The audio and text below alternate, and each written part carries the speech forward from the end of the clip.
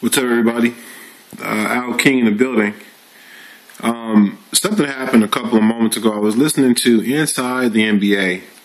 Those of you that follow the channel, I talk about this all the time, especially in our blog. Sports and business have so much to do with one another. And something that Shaq says here in this Inside the NBA clip, I just had to record this and get it out there in the world because I think it's important. Shaq is going to show a bunch of maturity here, and what he's about to say is powerful. So I'm going to let him talk, and I'm going to let him say it. But I hope you guys can hear this. I'm going to turn the volume up as well. I really want those of you who are following my channel, specifically anybody who I'm coaching, anybody who I'm helping through Top Networkers Group, I want you to understand what Shaq's about to say. And then I have something to tie it in at the very end. All right? I want to talk about the Spurs for a second. Okay. I just realized something. Well, I realized I've been on it for a long time. The way they unselfishly rely on the time. For example, David Robinson, he was the man for a while. Young Tim Duncan comes in. Tim, it's your turn. Tim's getting older. We got a young Tony Parker.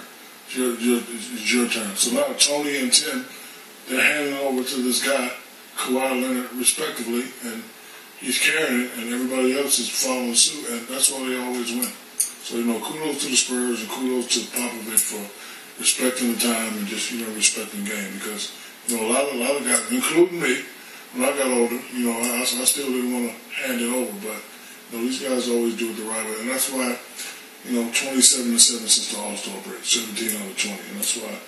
So I still have a good chance to win, even though they're older, but the way they play, and, when you got a young guy and a veteran says, you're the man, that's big. It's that culture thing you were talking about. No, it's big. I mean, I can remember, the first time being on the court with Isaiah, and then I do a move, and then Isaiah said, good move, and I'm like, Isaiah just told me, good move, I'm here. So to have legends, future first ballot Hall of Famers say, Kawhi is your team, because Kawhi 26, Tim Duncan 12, you wouldn't have seen that back in my day. Not at all. It would have been Tim Duncan 20, Kawhi 12. But, to see that right now and just to see them go with that, it's still a dangerous team. You guys know how hard it is to have a good season, let alone string together a couple. We're talking about 16 straight years of 50 wins or more. Basically 16 straight years where this team is a contender year after year.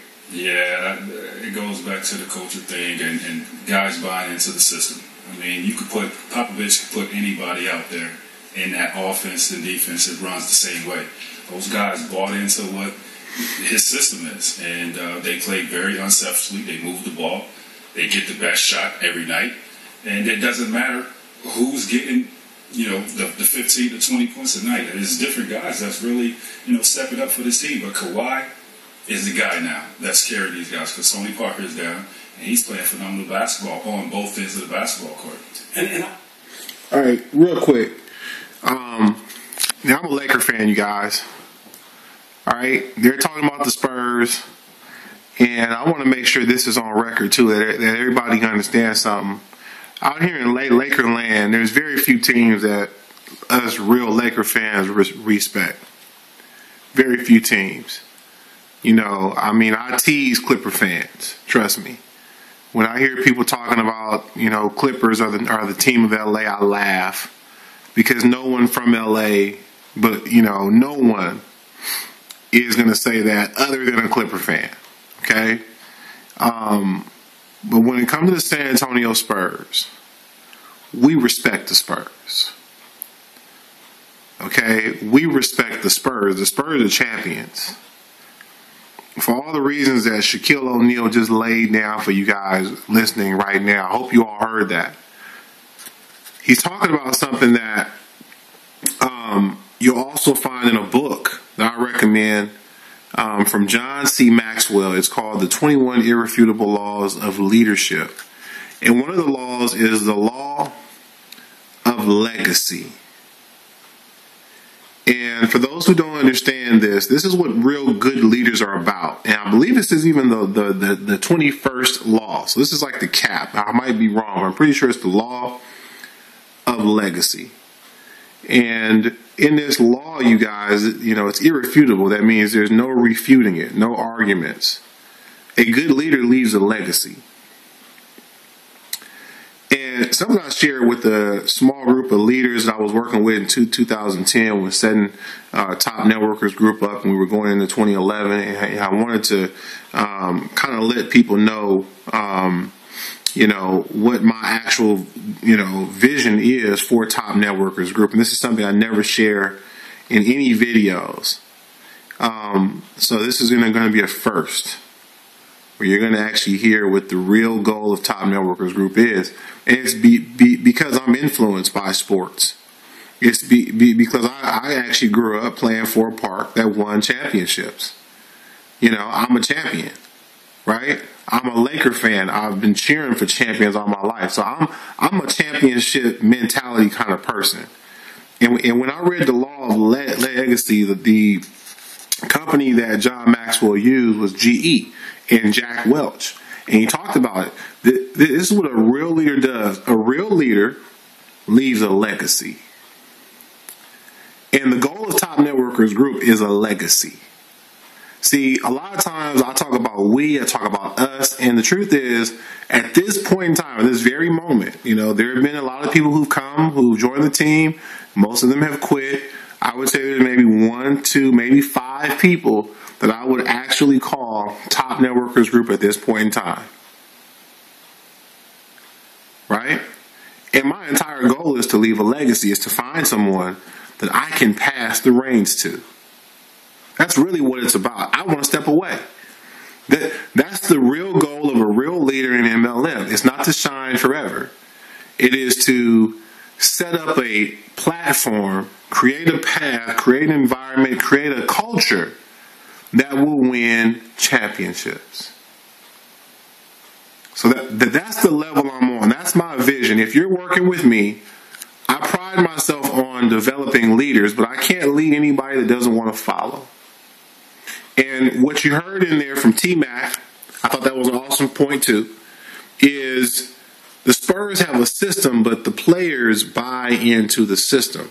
Top Networkers Group, we have a system. It's the one MLM system. But we still need players to buy into the system. Those of you who buy into the system, I promise you championships.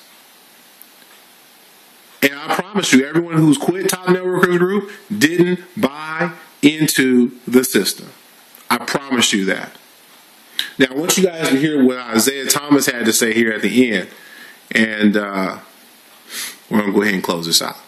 I would go back to the founder, and I would call David Robinson the admiral, the founder. Mm-hmm. What Shaq is speaking of in terms of passing the torch.